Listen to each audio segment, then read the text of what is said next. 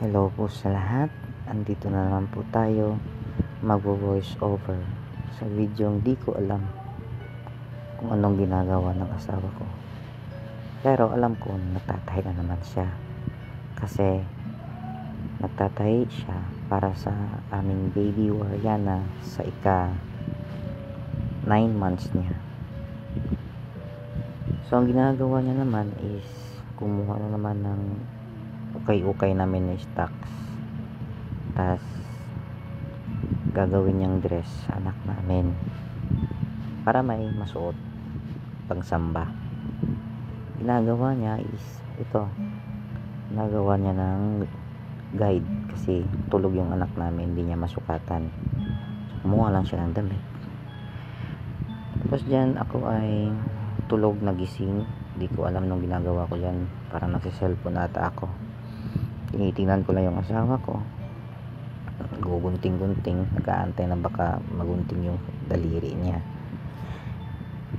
Ewan ko lang, baka hindi ko alam, baka magunting yung daliri niya kasi sobrang sipag minsan nga ay natutulog na ako ng mag-isa kasi siya panay trabaho kahit alas 12 ng hating gabi. Ayan siya, gunting lang ng gunting, sinusukatan niya yung damit. Ako din naman tingin ng tingin sa phone, nagfe-Facebook, minsan nasa Shopee kasi mas okay ako sa Shopee dahil maraming piyesa ng motor, dami kong na-add to cart. Add to cart lang, hindi na bibili kasi walang pera. Shoutout nga pala sa inyong lahat.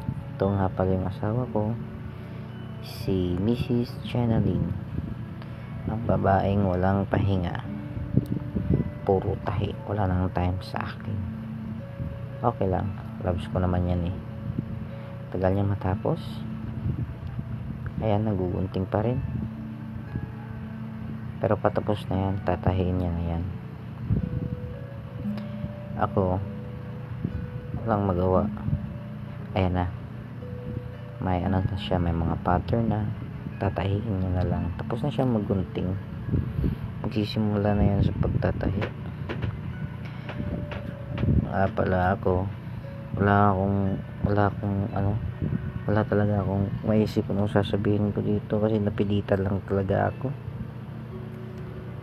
para dito kasi sa video na ako din mag-voice over. Yan yung ano niya, parang pang-upper na damit sa aming anak. Tatahiin niya na yan isa-isa. Pagkatapos niya sa upper, yun naman parang palda. Yan, kita mo yan, ako yan, ako yun. Kasi nababagot ako, lalabas lang ako, nagve-vape, nagpo-phone. Ayan na, dito na sa part ng tahi. Bilib din naman ako sa asawa ko kasi habang tumatagal, kumagaling siya sa pagtatahi. Diba, ang galing niyang mag-YouTube. Yan na, pagkatapos yan, nilabhan niya. Pagkatapos laban niya, feeling ko di na to pinarawan kasi masisira daw. Kaya pagkatapos niya yung labhan, nasuot niya na sa aming anak. O diba, happy 9 months baby namin, Wariana Park. Ito nga palang prinsesa namin, batang makulit. Yan, manang-mana yan sa akin.